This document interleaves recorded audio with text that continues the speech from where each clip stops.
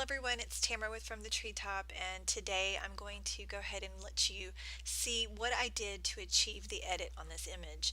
This was a picture that was taken indoors at night with nothing but the candle illuminating her face. I think it's a perfect example of an image that can have a little magic added to it with the new ethereal actions and overlays. Let's go ahead and start with our original, and the first action I'm going to run is happily. Happily works really good on even like for instance night shots like this, and it works beautifully on images during the day. Happily is add kind of a powdery matte finish. I like the skin tones that it's added. It looks really good, so I'm not even going to mess with the opacity. I think it looks perfect the way it is. Here's the before and the after, but it did take out some of my dark background, so I need to put that back in to create that ominous feel. I'm going to scroll down to the vignettes in this set, and I'm going to select Poetic, and Poetic is the darkest vignette in Ethereal.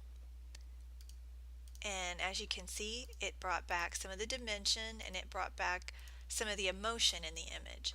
Now on your monitor, because this video is compressed and the colors are so dark in this low light image, you may be seeing a lot of grain and perhaps even some banding in the background. That's not how the image actually looks. It's just due to the compression, so just bear with me on that. Okay, so the next thing I want to do is I want to add the overlay. So I'm going to go to File, Place. I'm going to select my overlay, and once my overlay is on my image, I'm just going to right click and rasterize it so that I can continue to edit it. Next, I'm going to select the screen blend mode, and then I'm just going to take and move it around to find the best placement for it. Okay, now I need to resize it by pressing Control or Command T. Hold the Shift key and just bring it in. Okay, that looks pretty good. Okay, so now we have our overlay placed, but it still doesn't look like it belongs to the image. So I'm going to go ahead and press Command L or Control L on a Windows to bring back a levels adjustment. This is really nice because you can make your overlays really custom to each image by using this levels adjustment, bringing your midtones down or your shadows. You can brighten it, you can make it duller. It's really nice, and then you don't have as much masking off to do, because sometimes when you're having to mask a lot, it's hard to keep that overlay looking natural and organic. So okay, let's see, I may have gotten a little too much there. And of course I'm trying to keep this brief, so I won't be doing it perfectly. There we go. Okay, so it looks better, but the color doesn't go because the light in the image is warm and the overlay is obviously very cool and white. So we want to add a tone. We're going to go ahead and make sure that your overlay layer is selected and press Command or Control U. And this will bring up a hue and saturation adjustment. Select Colorize, and then just proceed to select the color that you think looks best for what you're trying to achieve. Okay, so here is our fairy dust. Okay, it looks good, but it still needs a little more work. Obviously, when light travels, it's going to trail off as the fairy dust expands into the darkness, and we have a lot of really bright specks here that doesn't look quite natural.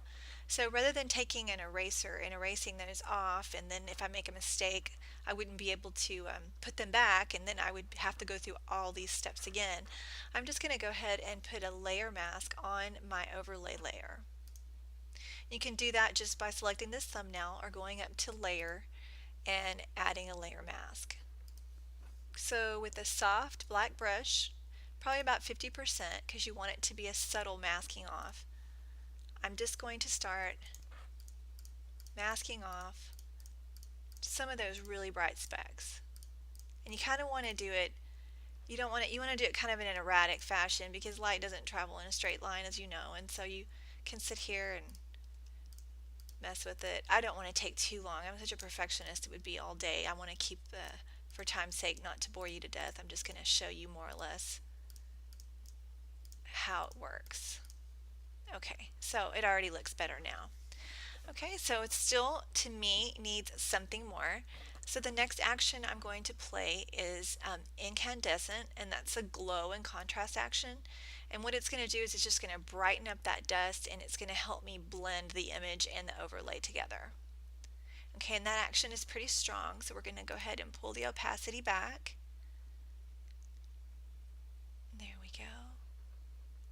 And then I'm actually going to mask some of that off of her face because I think it's a little too warm and a little too much contrast. So again, at about 40% with a soft black brush, I'm just going to take a little off.